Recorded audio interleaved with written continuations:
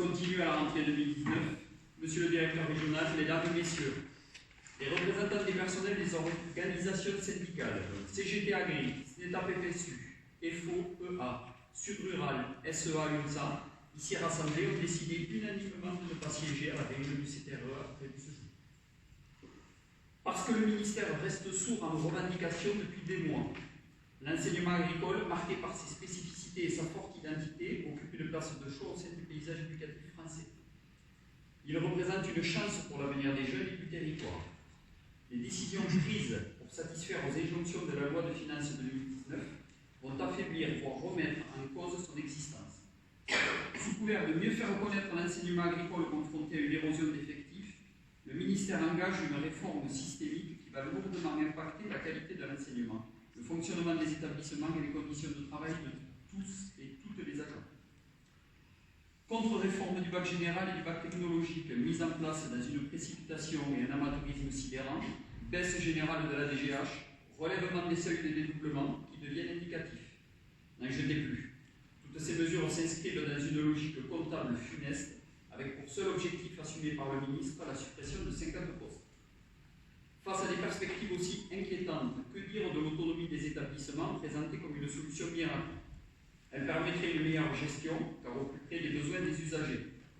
Le discours de l'autorité académique relayé localement par des équipes de direction: si nous recrutons des élèves, nous aurons les moyens, sans que la DGH ne soit précisément donnée, n'a pour objectif que d'endormir les personnels. Mais nous ne sommes pas dupes. Il s'agit bien là d'organiser la concurrence entre les lycées et de renvoyer au niveau local la responsabilité de la gestion de la pénurie de moyens, entérinée au niveau national. Les arbitrages se feront dorénavant dans les lycées, au sein des équipes pédagogiques. Il faudra choisir entre options et dédoublement, sous la pression des directions d'établissement et des autorités académiques. Ce redéploiement de la gestion des DGH, avec une baisse effective de moyens, va tendre les relations entre les personnels. Elle créera de fait une rupture dans l'égalité de traitement entre les lycéens et les lycéennes, et entre les agents et les agentes sur le territoire national. Ce n'est pas acceptable.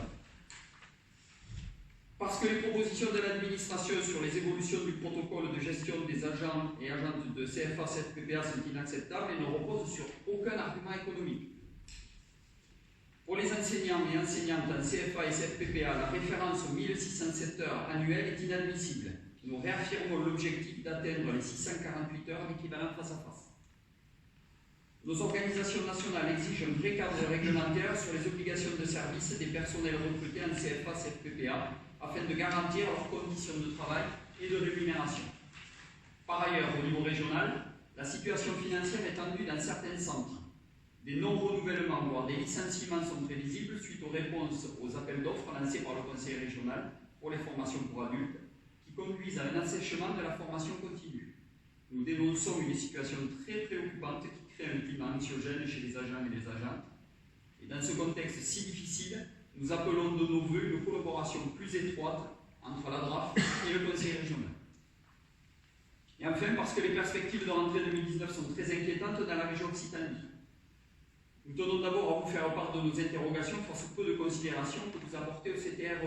En effet, nous avons eu l'occasion à plusieurs reprises de vous dire notre mécontentement devant la réduction de son périmètre de compétences. Alors que les enjeux sont de taille, prévoir une réunion de 2 heures sonne comme une provocation.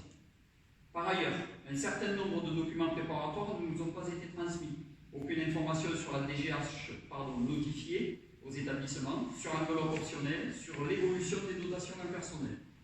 Vous n'avez même pas daigné répondre à notre interrogation du 29 mai sur la dotation en assistant d'éducation. Il paraît évident qu'il s'agit de choix délibérés en matière de dialogue social déjà malmenés. La rentrée est préparée dans la plus complète opacité vis-à-vis des personnels et des usagers. Les lignes de force de la politique régionale, nous les connaissons. Faire toujours plus avec moins. Selon nos informations, les lycées de la région perdaient 7,1 postes d'assistants d'éducation et 7,2 postes dans les autres catégories, a priori les enseignants et les enseignantes. Si tel est le cas, force est de constater que la région Occitanie aura été le bon élève au-delà même des annonces nationales. Concernant les assistants d'éducation, les propos tenus par l'adjoint au directeur général lors de la réunion du CTEA de la semaine dernière font débat. En Occitanie, la ligne budgétaire aurait été abondée de 40 000 € supplémentaires. Où sont passés les crédits dédiés au financement des postes d'assistants d'éducation? L'étonnement est en son comble quand on sait qu'au CTROA du 29 janvier, vous vous étiez engagé à une baisse lissée de 1 poste sur l'ensemble de la région, niant de fait les objectifs assignés à la revalorisation des crédits budgétaires, permettre de maintenir, voire d'augmenter la dotation existante. Les représentants des personnels au CTROA Occitanie refusent de cautionner les décisions néfastes pour l'avenir des jeunes qui ont fait ou feront le choix d'un enseignement agricole public. Elles et ils dénoncent les manœuvres de notre autorité académique. La Magidoc ne peut pas opérer pour masquer la baisse de moyens. Elles et ils demandent l'abandon des mesures de suppression des seuils de dédoublement, le rétablissement des postes supprimés, une DGH à hauteur des besoins et la conduite d'une réflexion globale pour créer des conditions réellement favorables à une augmentation des effectifs dans les établissements d'enseignement agricole public. Elles et ils appellent tous les personnels à agir ensemble avec détermination. Les raisons pour lesquelles nous siégerons pas aujourd'hui. Alors, bon, je prends acte d'abord de vos déclarations, je prends acte que nous n'avons pas de forum, donc nous ne pouvons pas siéger en CTROA. Évidemment, je m'engage à faire remonter avec une aide d'accompagnement ces éléments au niveau national. Si vous le souhaitez, néanmoins, je peux essayer d'apporter, si vous le souhaitez, des éléments. CTROA va devoir remonter. Alors, sans problème. Vous pouvez noter, j'espère que c'est dans votre vidéo, que j'ai fait la proposition de pouvoir discuter avec vous, c'est cette preuve de volonté dialogue social. Le dialogue social se fera dans le cadre de l'espace.